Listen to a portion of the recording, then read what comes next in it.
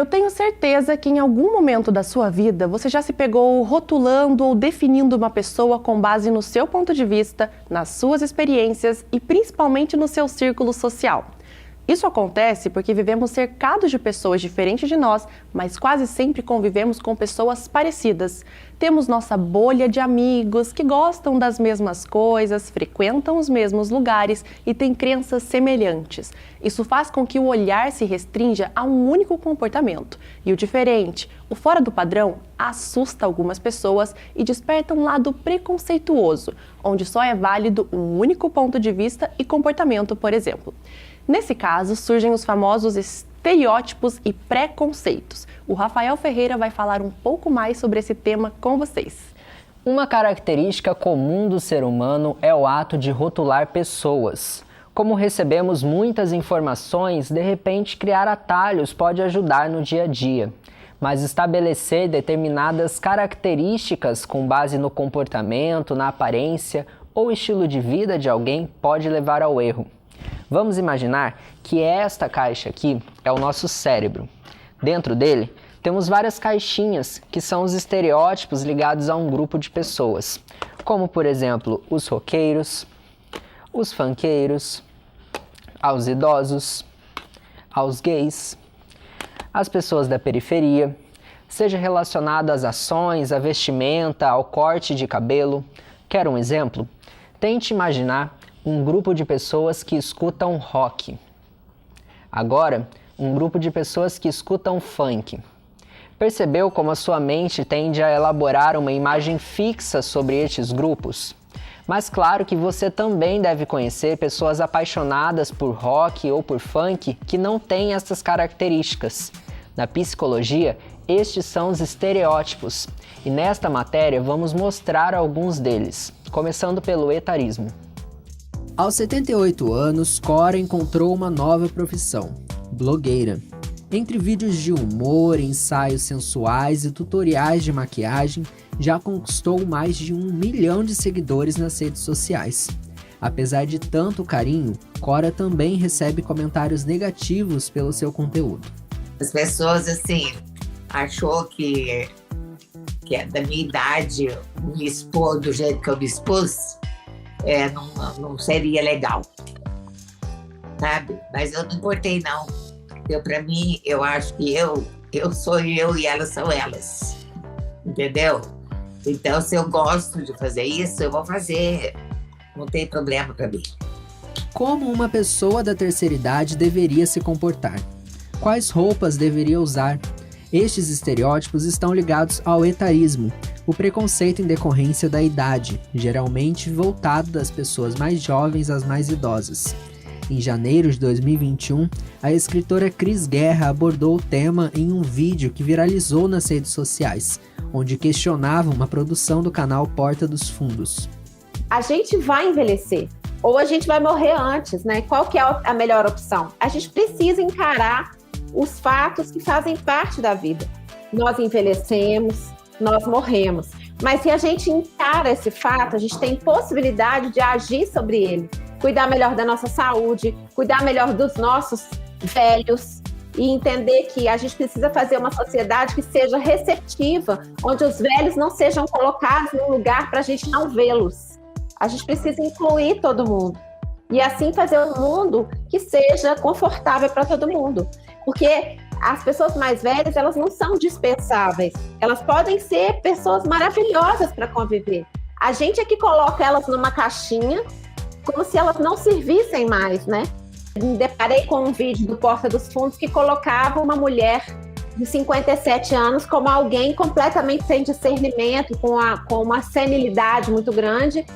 E havia um movimento contra esse vídeo, né, para falar com o Porchat, e eu resolvi entrar nesse movimento e eu fiquei muito tocada, porque eu estava com 50 anos e eu tinha acabado de fazer 50 anos e falei, gente, eu fiz 50 anos, mas eu não me tornei a pessoa que eu achava que era a pessoa de 50 anos. Eu continuo sendo jovem em vários aspectos, uma menina na maneira de ver as coisas da vida, né? E ranzinza também, como eu já fui ranzinza quando eu era mais jovem.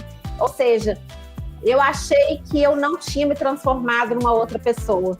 E achei importante falar sobre isso. E quando eu fiz esse vídeo, a repercussão do vídeo mostrou que essa dor estava no coração das pessoas há muito tempo, porque esse vídeo teve uma repercussão enorme. Através das redes sociais, este casal também ganhou visibilidade indo contra os estereótipos. Felipe e Ariadne chamam a atenção em seus vídeos por não seguirem o que se entende como comportamentos masculinos e femininos. A gente foge muito dos comportamentos impostos, né? Porque se for ver o nosso casal, o nosso relacionamento, ela é uma mulher mais alta do que eu, então já entramos em uma questão também.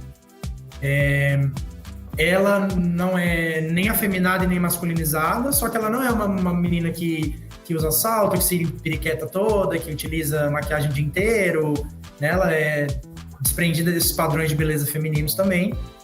E eu oscilo, né? Me visto como menino, mas às vezes passo um batom, coloco um brinco diferente. Passar uma base, passo uma base, um rímel, faço um truque de peruca. Às vezes ela sai do banheiro e eu tô montado.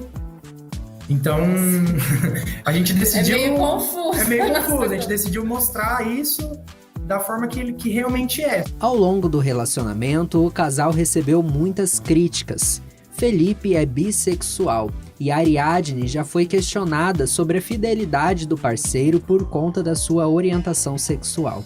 Mas assim, eu sei o que eu vivo, eu sei o que eu passo, eu sei do meu relacionamento e eu não sou nenhuma trouxa, eu não sou carente, porque ele supre todas as minhas necessidades, sendo ele, sem colocar agora a caixinha, sendo ele, o Felipe, o Xuxa, que todo mundo teria que conhecer uma pessoa assim, entendeu?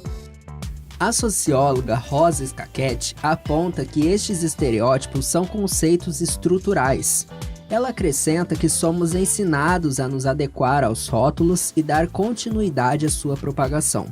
O problema é que pré-julgamentos podem gerar sérias consequências. A autofrustração, a autocobrança, se a gente for passar para o campo da psicologia aí já, né, é óbvio, né? Isso aí já vai ser óbvio. Agora, dentro do campo do próprio trabalho, né, se a trabalhadora chega e ela tem algumas demandas que saem do estereótipo, vamos dizer, ela chegou um pouco atrasada porque teve que deixar o filho e não teve creche para ela teve que deixar o filho na casa de um parente, né? Ou ela perdeu um ônibus e ela chega, aquilo não é um argumento aceito, né?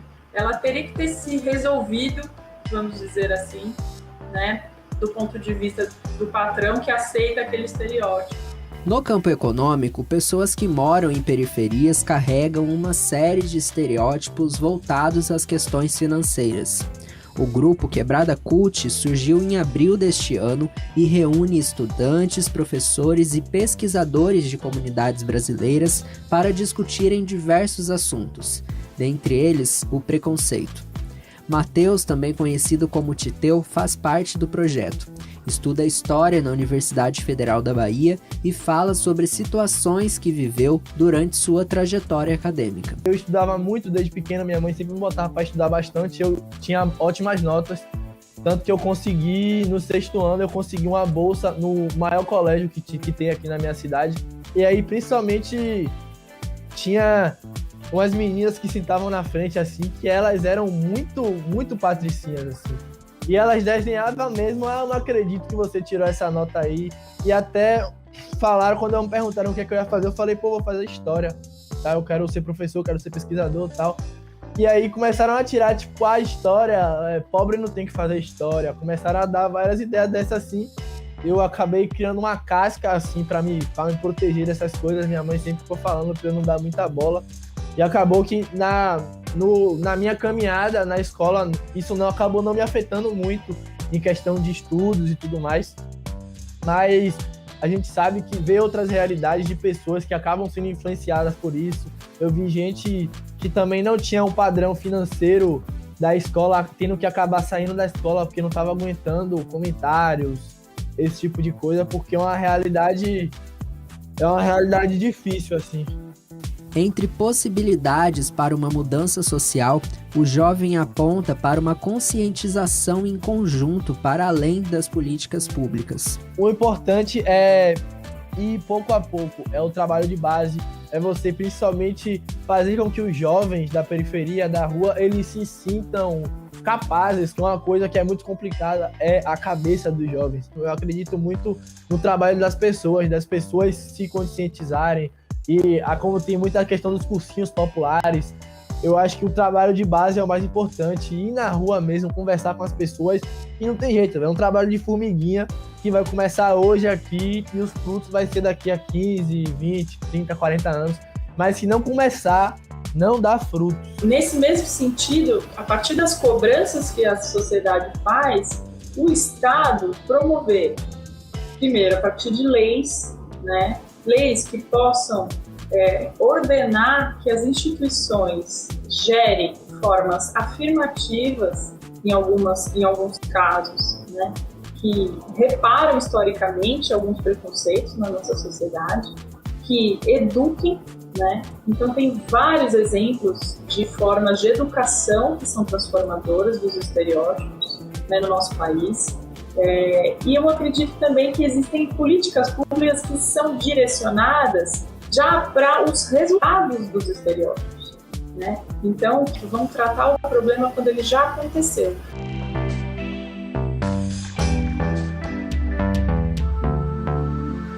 Hoje, a frequência com que debatemos o assunto rótulos e preconceitos, graças à internet, só aumenta. E com isso, chega a mais pessoas a importância de lutar contra qualquer tipo de estereótipo, como é o caso da Cris Guerra, que encontrou na internet a possibilidade de falar e lutar contra o etarismo, por exemplo.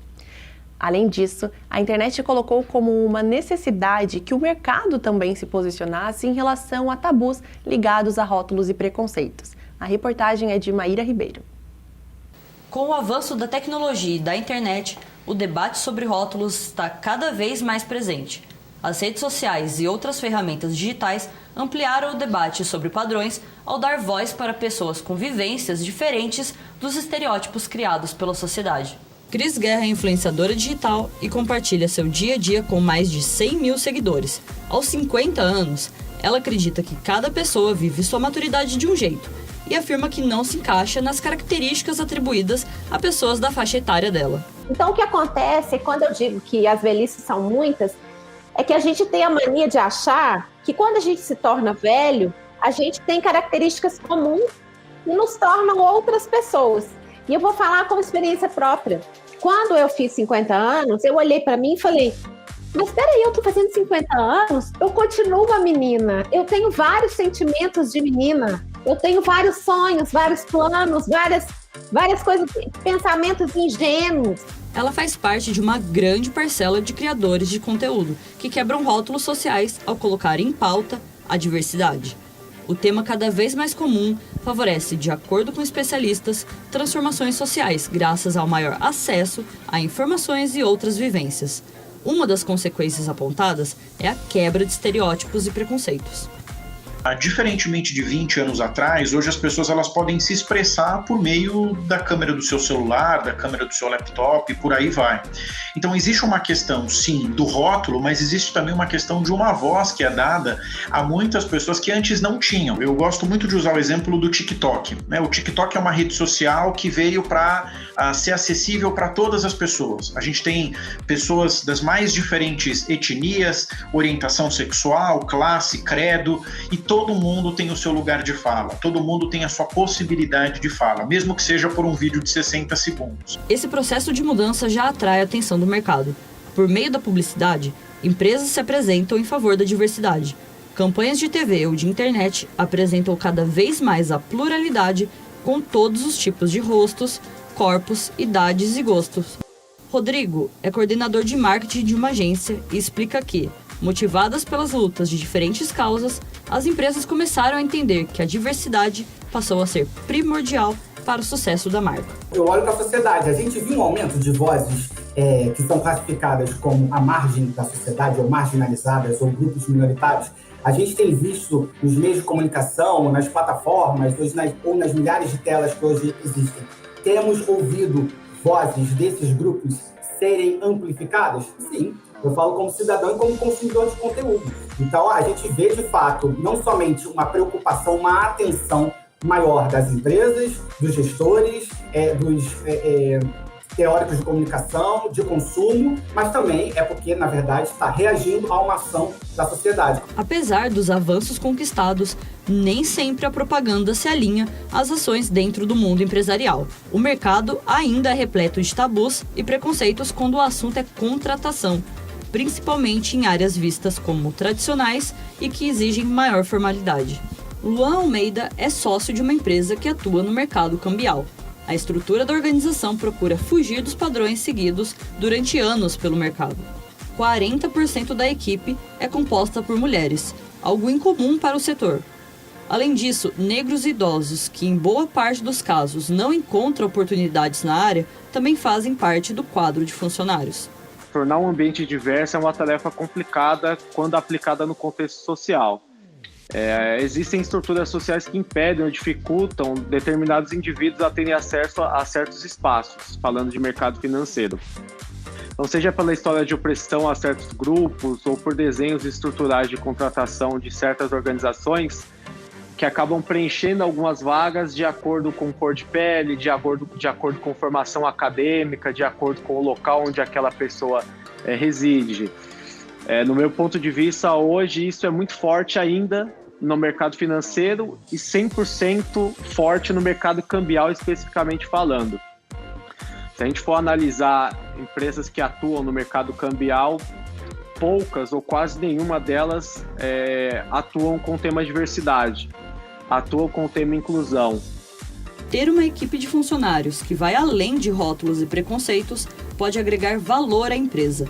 Organizações que contam com programas de diversidade percebem, entre outros benefícios, uma maior procura de clientes. É um tema super atual e que você, ao praticar esse tema, você acaba tendo uma sinergia com o perfil de cliente, né? Clientes que também compram a causa, que defendem a causa, acabam querendo comprar algum produto ou serviço de uma empresa que, de fato, aplica na prática a questão da diversidade. O ambiente dentro de uma empresa diversa e que vê seus colaboradores além dos rótulos impostos pela sociedade tende a ser mais saudável e transparente na avaliação de especialistas. Para o historiador e consultor empresarial Lincoln Firosmand, o bem-estar dos funcionários é fundamental para garantir a produtividade. A gente vê que ainda há um movimento dentro da sociedade do trabalho para entender que a diversidade ela é um assunto importante, que você tem hoje métricas que avaliam que times diversos, heterogêneos, são capazes de serem mais produtivos.